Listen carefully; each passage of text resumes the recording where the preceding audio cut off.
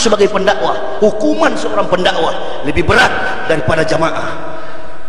Apalagi saya sudah masuk Islam begini, sudah difitnah, sudah dicaci maki, sudah putus hubungan dengan keluarga dengan satu prinsip, lebih baik pisah di dunia daripada kumpul di neraka.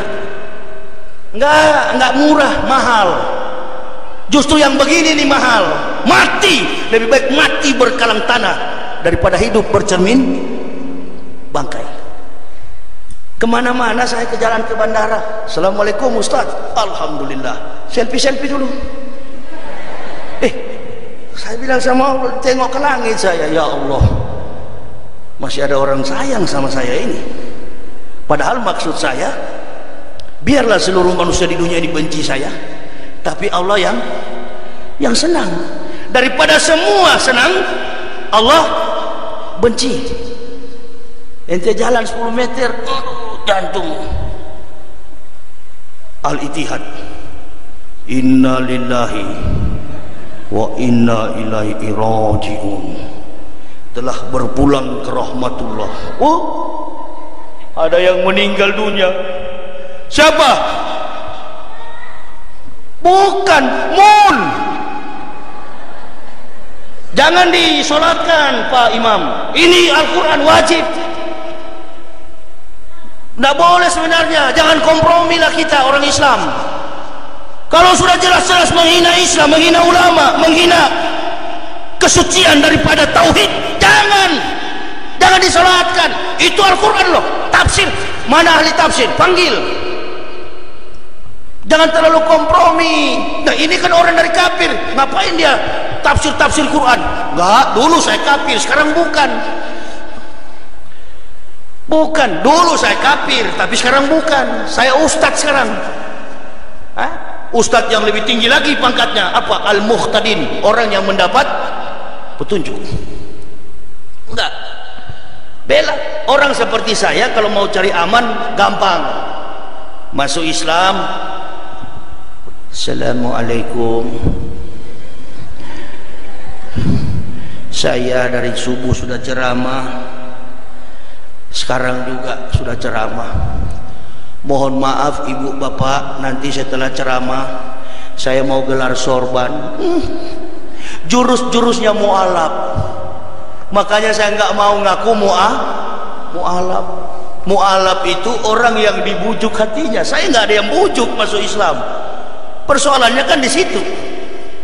Kalau hanya mencari amplop dari penceramah, rugi. Dari kafir sana saya diberi insentif oleh Stuttgart, Jerman. Makanya ada apa itu? Kafir Esra Soro katanya menantang saya. Innalillahi. Pendeta baru itu, bukan pendeta, itu preman Esra Soro menantang saya. Dari bahasa Indonesia aja putus-putus.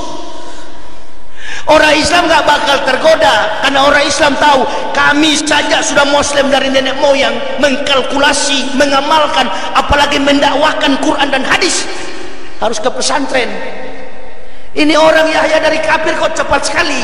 Kalau bukan karena intelijensi, laqad ansalna ayati mubainatin wallahu yahdi mayyas'u ila siratim mustaqim.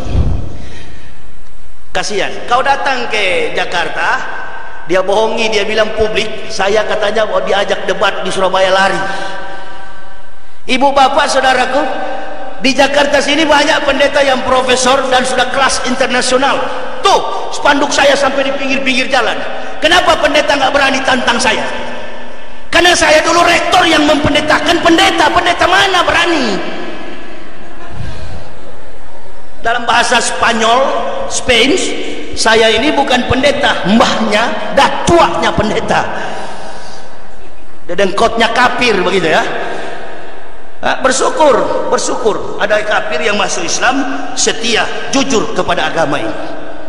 Bersyukur, jangan jadikan lawan, jangan jadikan musuh. Orang kafir di luar sana bagaimana hancurkan Islam? Pakai orang Islam, pakai orang Islam. Nah ketika orang Islam yang terjebak, itu yang namanya munafik, dilarang oleh Allah. Ada nggak Ustaz kata abadah? Ada kan? Saya masih ingat. Nah itulah hebatnya Al-Quran. Ayat yang dihafal tahun lalu disebut lancar. Saya 16 tahun jadi pendeta, tidak ada satu ayat, satu lembar pun saya bisa hafal. Karena Bible perjanjian baru itu adalah dongeng, tale plus superstition becomes nonsense. Dongeng tambah tahyul sama dengan omong kosong. Itulah Injil itu. Al-Quran itu Injil, Taurat itu Injil. Semua firman yang diturunkan oleh Allah kepada nabi-nabi itu namanya Al-Quran. Jadi Al-Quran itu adalah kumpulan risalah dari semua firman Allah, termasuk di dalamnya Injil. Bagaimana kita bilang Injil di gereja, sedangkan yang mempersiapkan jalan untuk datangnya Nabi Muhammad adalah Nabi Isa. Jadi kalau mau debat dengan orang Kristen, katakan, Tuhanmu bukan Isa, Yesus. Kami tetap memposisikan Isa sebagai seorang nabi. Yesus bukan Isa, Isa bukan Yesus. Prinsip teologi itu yang harus didebat. Tapi yang sering debat saya lihat di YouTube itu, satu bukan ahli Islam, satu bukan ahli Kristen. Jadi Isa diidentikan dengan Yesus, Yesus diidentikan dengan Isa. Bible diidentikan dengan Injil, Injil diidentikan dengan Bible. Di mana sekarang Injil itu, Ustaz? Itulah, setiap kita menemukan kalimat-kalimatullahi yang mengisahkan risalah tentang Maryam dan anaknya Isa, itulah Injil. Setiap Quran yang mengandung fakta-fakta kehidupan Musa alaihissalam beserta kitab Taurat, berarti itulah Taurat. Mana pembenaran ilmiah dalam apa itu namanya, struktur daripada sistematika teologi Kristen. Nah, kitab orang Yahudi bukan Taurat. Kitab orang Yahudi itu namanya Talmud. Kitab orang Kristen bukan Injil, nggak pernah. Ini kalau kita buka Quran, di sini tulis Al-Quran. Tapi kalau di Kristen nggak ada pernah Injil, nggak ada. Yang ada Bible, Old Testament and New Testament, perjanjian lama dan perjanjian baru. 39 kitab perjanjian lama, 27 kitab perjanjian baru. Dalam perjanjian baru itu ada 27 kitab, 14 surat epistel Paulin, tulisan-tulisan tangan Paulus. Kalau kita cabut 14 surat itu, maka tidak ada satupun peluang teori Bible secara filosofis ketuhanan Yesus. Karena semua surat yang mengandung rumus ketuhanan Kristen Yesus ada pada surat-surat buatan pikiran otak Paulus dan kawan-kawan. Apakah itu Injil? Enggak. Kitab buatan tangan tangan kotor dan otak kotor 200 tahun Isa Al-Masih sudah diangkat oleh Allah, baru kitab itu ada, bukan Injil. Sedangkan Injil sudah ada 600 tahun sebelum datang Nabi Muhammad. Di mana? Quran surah 61 ayat yang ke-6. Itu jelas sekali. Wa'id sekolah Isa bin Maryamah, ya bani Israila, ini Rasulillahi ilaikum musaddiqan lima baina yadaya minat taurati wa mubasysyiran bi rasulil ya'ti min badismuhu Ahmad falama ja'hum bil bainati qalu bisasir mubin. Jadi jelas sekali bahwa yang mempersiapkan jalan untuk datangnya Nabi Muhammad sallallahu alaihi wasallam adalah Nabi Isa di dalam Nah, sekarang saya mau tanya kepada ibu bapak, waktu firman Allah Ta'ala ini disampaikan, pengakuan Isa terhadap kedatangan Nabi Muhammad, saya mau tanya, apakah Rasulullah Muhammad sudah datang atau belum? Apakah Al-Quran sudah ada atau belum? Sudah. Al-Quran berarti sudah ada, buktinya sekarang ada. Bagaimana saya bisa begini? Ini saya ajar berteologi Islam. Karena walaupun kiai, mohon maaf, masih ada di Indonesia ini yang mengidentikan Kristen itu Injil. Selagi kita mengakui kitab Kristen Injil, orang Kristen kepala besar, dan pasti ada peluang bagi mereka memurtadkan umat Islam. Pertama-tama jangan diakui Yesus adalah Isa. Memang begitu dalam faktanya. Jadi bukan persoalan, bukan fakta teologis yang didebat, fakta antropomorfistis, simbol-simbol yang dipakai setiap umat antropos itu begini. Islam menggunakan simbol bulan dan bintang, Ka'bah. Tapi umat Islam dilarang menjadikan Ka'bah, bulan dan bintang sebagai unsur ketuhanan. Di Kristen dihadirkan salib, orang yang tersalib, dan kemudian dijadikan sebagai unsur rumus ketuhanan filosofis Yesus.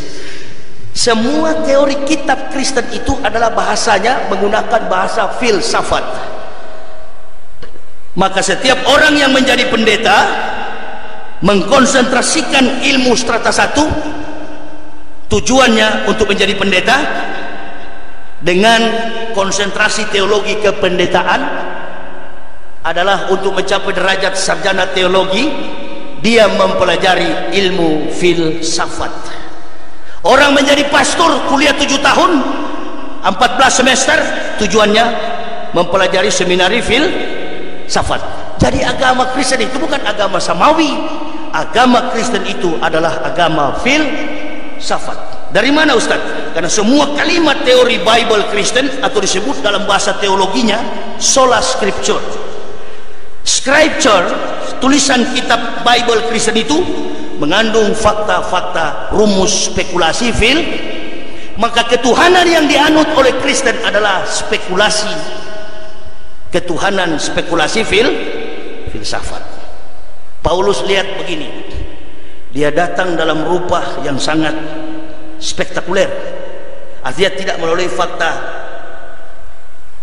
biologis, tidak ada konotasi seks. Isa dilahirkan, Yesus dilahirkan tanpa hubungan biologis antara laki-laki dan perempuan. Posisi ini masih sama dengan Al-Quran. Isa ibnu Maryamah rohulillahi wa kalimatullah, bahwa Isa anak Maryam ditiupkan dari ruh dan dialah kalimatullah. Sama, atau dalam bahasa teologi Kristen logos. Ini bahasa-bahasa begini, ini Ezra Soro nggak tahu. Kalau saya mau ke dalam lagi, nanti ibu bapak akan pikir, aduh, kok bisa bahasa kafir dalam masjid begini ya. Ini sudah terlalu ilmiah. Jadi sebenarnya saya sudah tinggalkan lama. Cuma saya mau tunjukkan kepada jemaah bahwa memahami tidak mudah untuk merombak mindset, cara berpikir. Ibarat pohon sudah mendarah daging, sudah berakar kuat dalam kekafiran Kristen, itu nggak mudah. Makanya ada dokter jemaahnya, ada profesor, ada akademik, ada akademisi, bisa menjadi jemaat Kristen padahal mereka pintar secara akademik, orang-orang cerdas. Tapi kalau di Eropa udah nggak mempan, Amerika sudah nggak mempan karena kecerdasan IQ mereka sudah 200. Kalau di Indonesia kan 300. Rocky Gerung bilang kumpul satu kolam cebong semua. Artinya kumpul satu kolam IQ mereka sama. Di Eropa diajak ke gereja, enggak. Di gereja cuma pendeta, 2 oma-oma, 2 opa-opa. Pendeta tepuk tangan, haleluya, jemaahnya haleluya karena sudah tua, sudah pikun. Di Indonesia gereja masih laku. Di Indonesia gereja masih laku. Di Eropa, Amerika, Asia, Afrika, gereja sudah nggak laku. Orang bule jual, jadikan pub, diskotik, billiard table, coffee house, dijual, dijadikan diskotik, restoran dan lain sebagainya. Jadikan meja biliar, jadikan pusat perjudian. Gereja Indonesia masih laku. Tapi coba kita sodorkan kepada orang bule, orang pintar, orang jenius, ini Al-Quran, Holy Quran. Oh, dia baca. Asal dia baca, insya Allah laqad ansalna ayati mubainatin wallahu yahdi mayasya'u ila siratim mustaqim. Makanya argumen-argumen orang Eropa, orang Amerika, semua yang masuk Islam termasuk saya yang paling bodoh ini, begitu kami membaca Al-Quran, Masya Allah, kaget saya. Al-Quran tahu dusta kita di pendeta ini. Karena kalau hari Minggu pagi kan, hari Minggu beginilah, pendeta kalau baca Bible itu, dia nggak bilang Injil, dengarlah firman Tuhan. Dengar, takut semua di bawah. Nah, pakaian nggak seperti ibu-ibu, pakaian bebas. Justru yang paling seksi itulah paling pendeta suka. You can see, apa ya istilah singlet ya, satu tali begini, rok pendek. Makanya mimbar gereja itu tinggi. Iya, mimbar gereja. Coba masuk ke dalam gereja, coba-cobalah murtad besok, baru balik lagi. Lain lagi kalau begitu. Naik di gereja, di dalam gereja mimbarnya di atas. Kenapa? Karena tiap minggu pendeta cuci mata. Lihat begitu ya. Ini saya karena sudah belajar Islam, sudah tahu, sudah pernah ke pesantren, nengok pun tidak berani.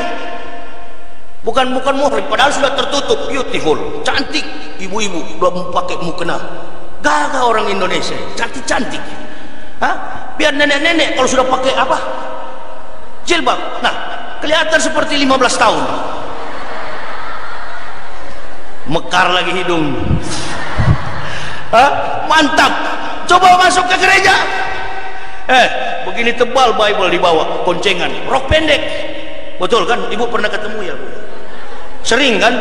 Naik motor bebek, sudah kafir, miskin lagi. Innalillahi. Suaminya bawa motor, dia pakai rok pendek, sini kelihatan. Kitabnya tebal begini. Pegang-pegang di motor begini. Mana dia tahu isinya itu? Saya betul-betul prihatin, kasihan. Makanya alhamdulillah Manado sekarang ini 51% umat Islam di Manado. Dulu Manado itu cuma 0,18%. Kakak saya perempuan yang ngurus mualaf di sana. Saya mau katakan kepada jamaah, lebih baik bantu mualaf-mualaf di Manado sana. Setia mereka di jalan Allah, dan bukan orang-orang miskin yang masuk Islam.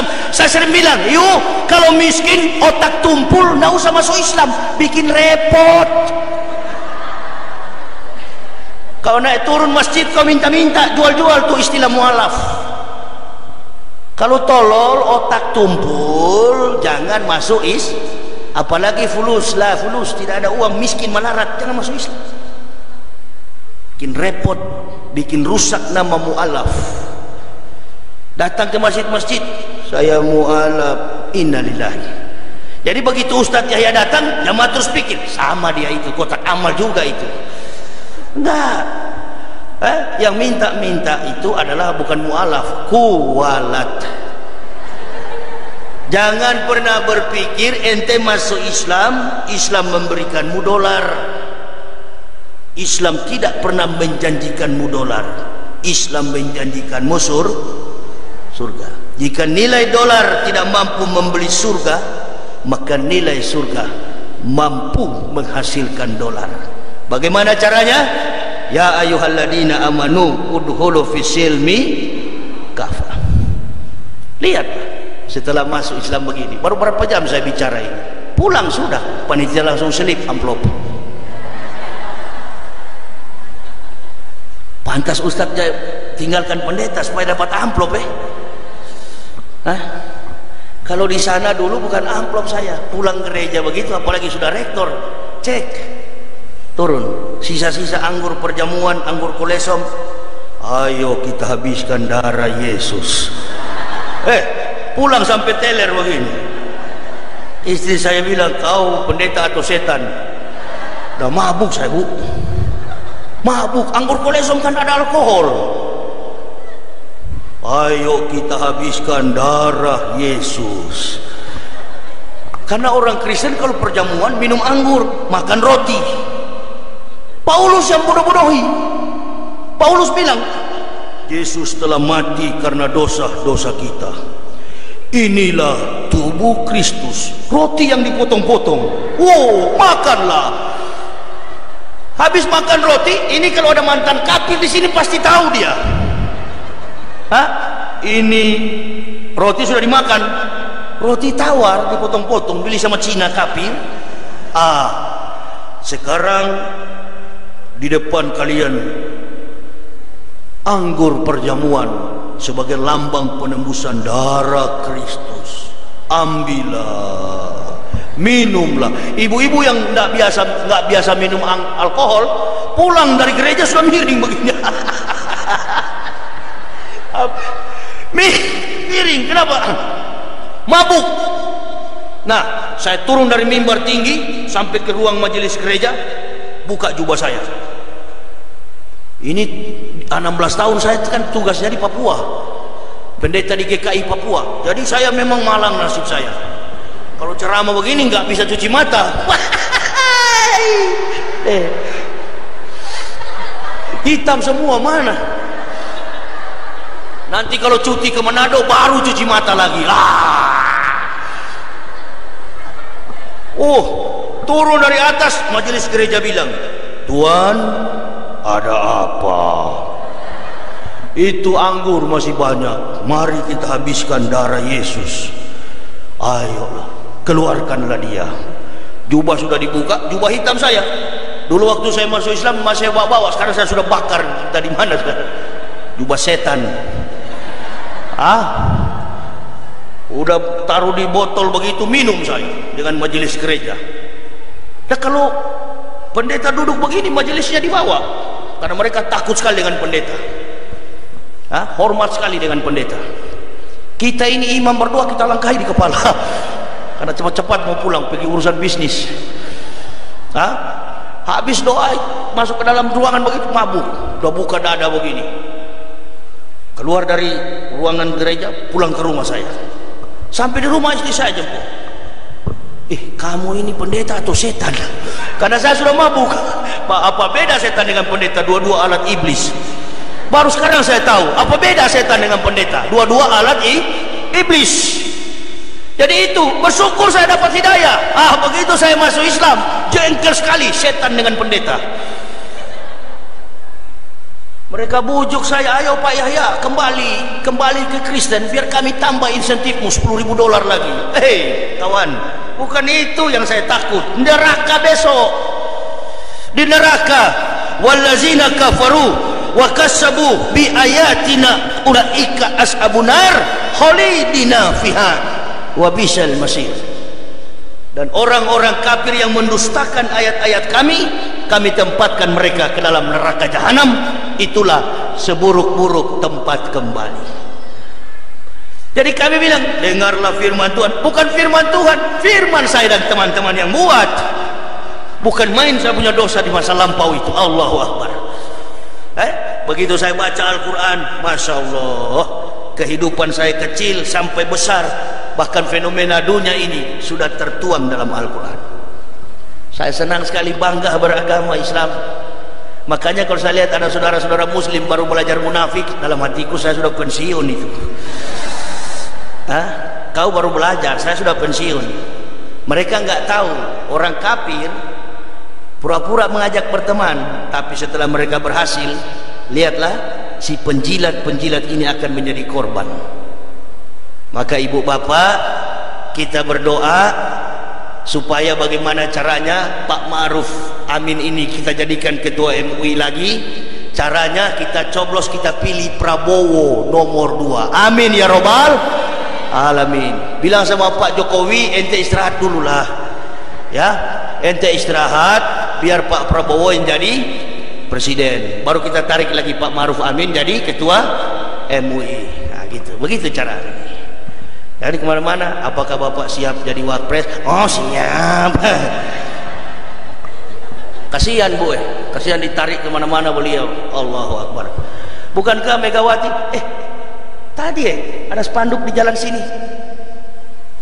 pakai Haja Megawati Soekarno Putri, pimpinan Quran apa? Belajar ngaji. Coba sekali-sekali undang Bu Mega di Masjid Al-Ittihad. Baru saya dulu yang baca Quran, baru beliau. Atau istri saya yang baca. Kebetulan istri saya qari'ah. Istri saya dulu, baru Bu Mega. Baru kita lihat mana yang mun, mana yang kap. Iya, untuk bikin malu orang mun itu suruh baca Quran. Biar dia tergulung-gulung di situ.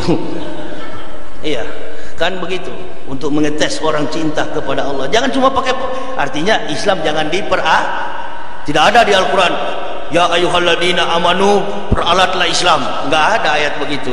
Perjuangkan Islam. Amin ya rabbal.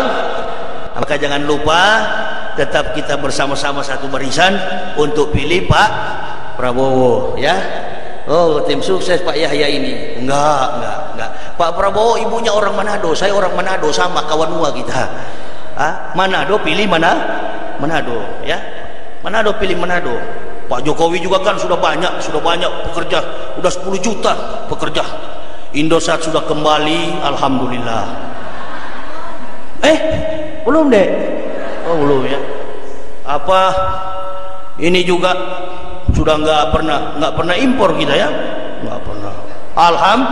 Alhamdulillah. Apa lagi? Ya banyaklah kesuksesan beliau ya.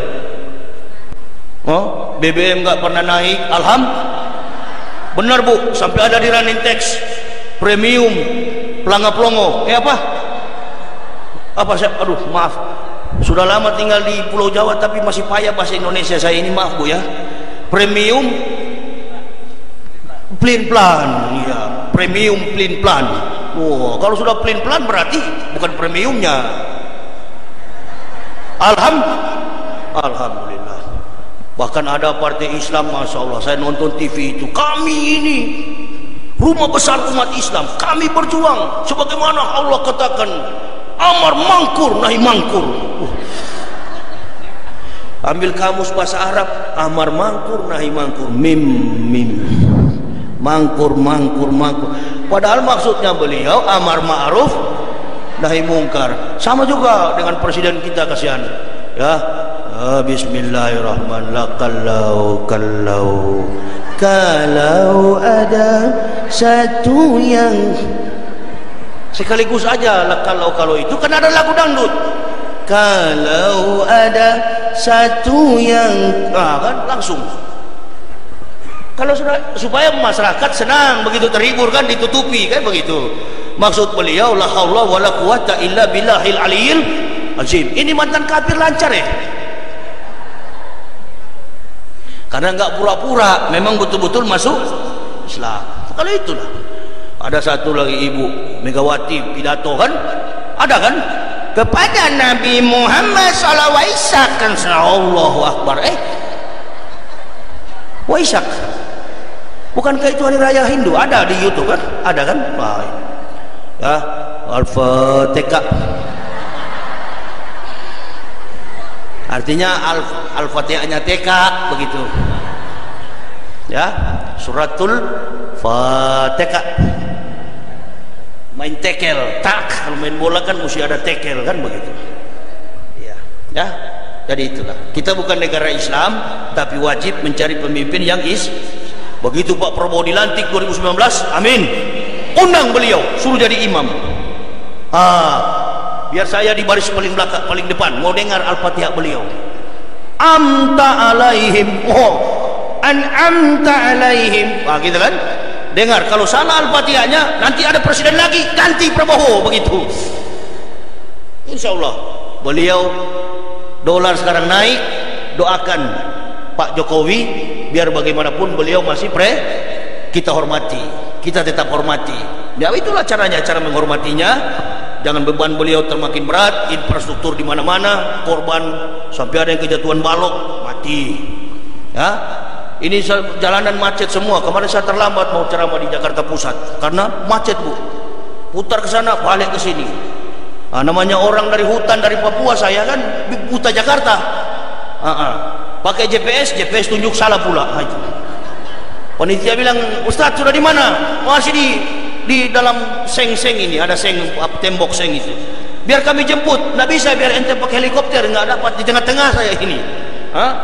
Diapit oleh motor, mobil, bus. Susah saya keluar. Terlambat, jam 2 baru tembus itu, jamaah sudah bubar. Infrastruktur yang memakan banyak biaya, hutang kita makin besar. Dolar sekarang berapa, Dek? 7.000 ya? 5.000 ya? 5.000? Oh 15.000 Bu ya? Oh ya, kalau ibu-ibu yang ngomong saya ada bilang 5.000, 15 ya? Ya doakanlah supaya jadi 20 ya. Bukan kan lebih tinggi lebih bagus dong. Amin ya robbal doakan supaya beliau mampu menghadapi ini ya. 2019 nggak lama lagi, Oktober, November, Desember, 6 bulan lagi ya. Yakinlah insya Allah Prabowo Sandi jadi presiden, dolar menurun, dolar akan turun. Pak Jokowi kita rangkul, jangan berkelahi, mau pakai cebong, mau pakai apa itu, kampret, sama semua. Kita umat Islam bersatu, karena orang kafir di luar sana suka mengadu domba ya. Pemuda Pancasila, PDIP, Golkar, kalau kita masih sama-sama muslim, mari kita bersatu, amin ya robbal. Biarlah beda, di sini pasti ada juga pendukung Pak Jokowi, tapi saya yakin paling di atas 2000 lah, paling di atas 2 orang 3 orang ya. Kebanyakan ini insya Allah Prabowo semua ini, amin ya robbal. Nggak apa-apa, silakan pilih Pak Jokowi, silakan. Nanti kalau nggak ada yang pilih juga kasihan ya.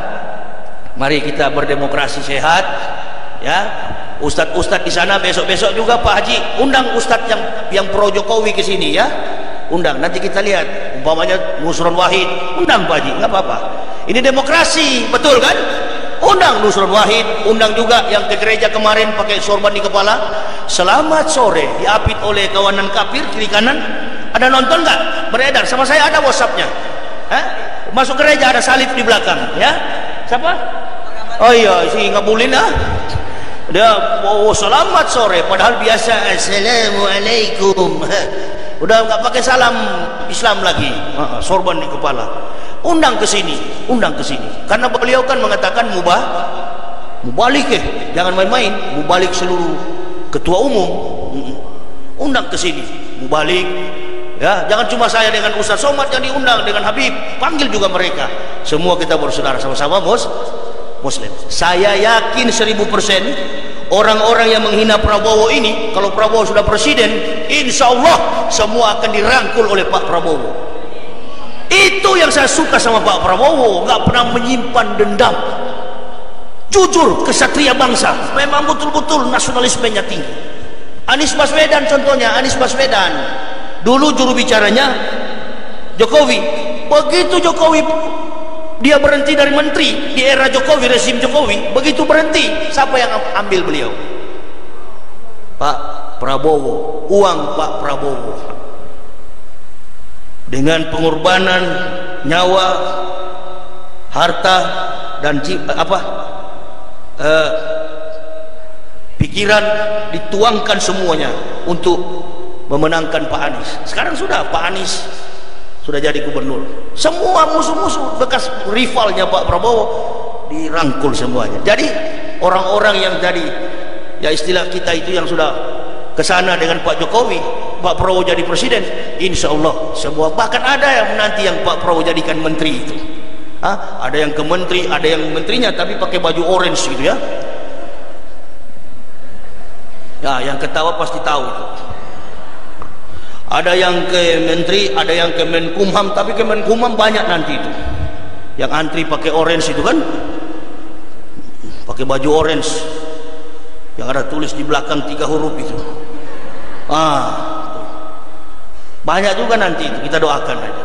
Kau boleh bersembunyi di hadapan manusia, insya Allah Allah sudah tidak mau melihat umatnya menangis tahun 2019, apalagi tangisan ibu-ibu ini.